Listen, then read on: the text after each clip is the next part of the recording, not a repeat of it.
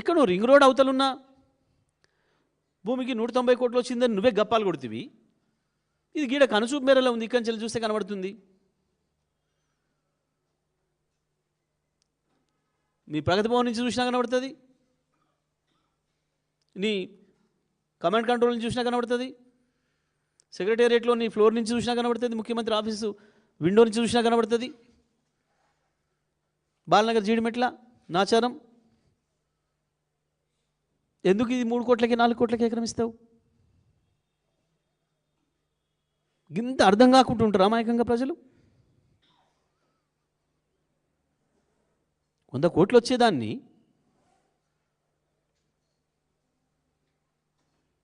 ఎక్కడ లేదు ఇప్పటి వరకు. ఇటువంటి భూములకు సబ్ రిజిస్ట్రార్ విలువ తీసుకొని దాంట్లో నుంచి 30% కట్టాలనేది ఇక్కడ ఉందా ఇప్పటివరకు దేశంలో? గత పాలసీ అని చెప్పి అంటున్నారు మీరు. గత పాలసీ ప్రకారం ఇప్పుడు ఎక్కడ చేసిన చూపించిన ఒకటి దాన్ని కూడా విచారణ చేసి ఉంటే పాలసీనే ఉంటే ఆల్రెడీ కొత్త పాలసీ ఎందుకు రావాలి?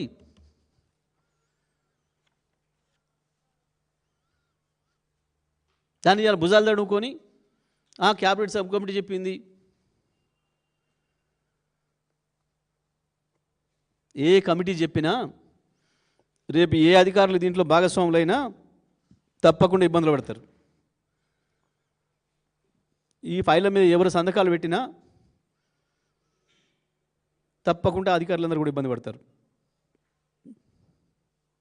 ఇంత నేకెడ్గా, ఇంత బహిరంగంగా బట్టలు విప్పేసినట్టు కనబడుతుంటే ఇంకా మేమేందో దానికి పాలసీ అంటాం, కమిటీ అంటాం, తప్పించుకుంటామని అనుకుంటున్నారు. తప్పించుకోలేరు.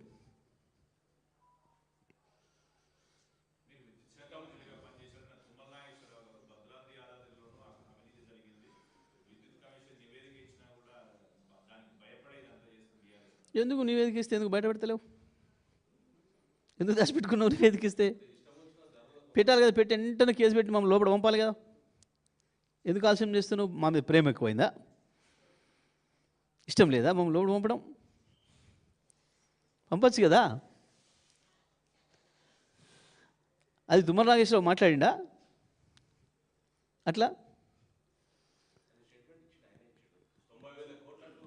ఉందా ఎక్కడన్నా? ఆయన ఇచ్చింది ఆయన ఉందా? రాసి పంపిండాడు కదా. ఎక్కడ? సీఎం ఆఫీస్ నుంచా? మొన్న ఇది కూడా ఐక్యత ఇచ్చిందట. ఇప్పటి నుంచి మీరు ఎవరు మంత్రులు మాట్లాడుకునే ఏం లేదు, మీ పేరు మీద మేము రాసి పంపిస్తాం, మీరు ఓకే అంటే చాలు. ఈ హిల్ట్ పాలసీలో భాగంగానే వచ్చిన అగ్రిమెంట్ అటు. ఇది కూడా మీరు ఎవరు విమర్శలు చేస్తలేరు కాబట్టి అవి కూడా మీ పేరు మీద రాసి పంపుతాం. ఆ కష్టం కూడా మీకు అక్కర్లేదు, మీ ఇళ్ళకి మీకు పంపుతాం. అట్లా ఇటువంటి కాగితాలు కూడా అప్పుడప్పుడు రిలీజ్ చేస్తాం అని చెప్పి. అందులో నాకు తుమ్మల నాగేశ్వర గారు ఉపయోగించే భాషలో కనపడలేదు చూస్తే. ఆ ప్రకటన కూడా అది సీఎం ఆఫీస్ రాసి పంపిందనేది కనబడుతుంది. తుమ్మల కానీ తుమ్మల పేరు రాసినట్లేదు అది.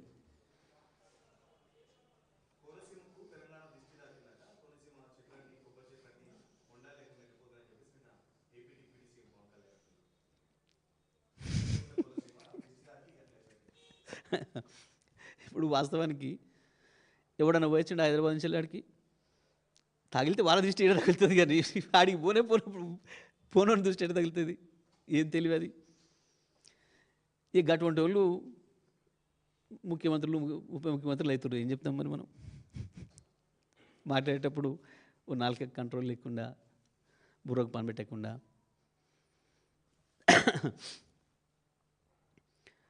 రోజు వస్తే వచ్చిపోయేటోళ్ళు వందలాది వేలాది మంది అక్కడి నుంచి వాళ్ళు హైదరాబాద్ను చూసేది వాళ్ళు. ఏమంటాం మనం? నరదృష్టి పడింది అని అంటాం చాలా విషయాలలో. చూసి వస్తానికి బాగా ఎక్కువ మంది చూసిపోతే ఓ చేనెంబడి పోతుంటే బాగుంది ఈ చేను అని చెప్పి అంటారని చెప్పి పాపం దిష్టి బొమ్మలు కట్టుకుంటారు. మరి కట్టుకుంటామే, ఆయన దిష్టి బొమ్మ వద్దన్నాడు, మనం ఆపినామా?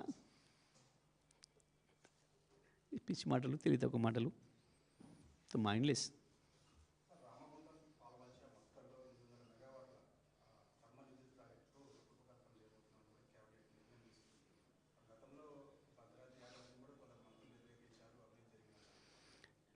వీళ్ళు ఒక మాట చెప్పాలంటే అజ్ఞానులు, మూర్ఖులు.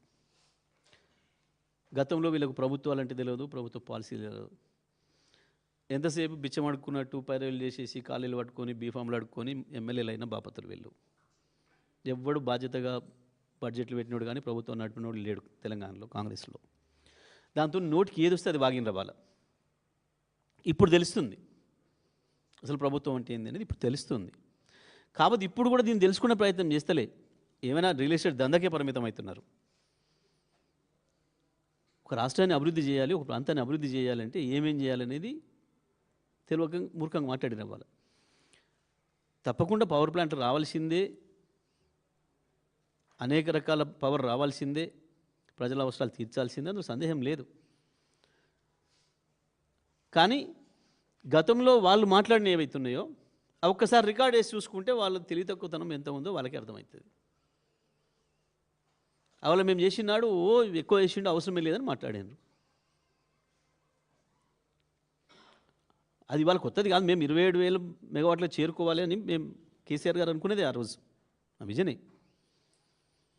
కానీ ఇవాళ పూర్తి అయినాక మాట్లాడతాను నేను కూడా. అది రాని అగ్రిమెంట్ల రూపంలో రాని ఏం ధర, అవాళ ధరల మీద ఏం మాట్లాడినారు, ఇవాళ ధరలు ఏం ధరలు చేస్తున్నారు, అవాళ విద్యుత్ కొనుగోలు ఏ ధరల మీద చేసినాము, ఇవాళ ఏం చేస్తున్నారు, అన్నీ ఉన్నాయి. ఇంకా ముందుంది ముసల పండుగ, ఇంకా చాలా ఉంది వీళ్ళు చక్కదనాలు బయట పెట్టేది. తొందరమే అక్కర్లేదు, చాలా చూస్తాం.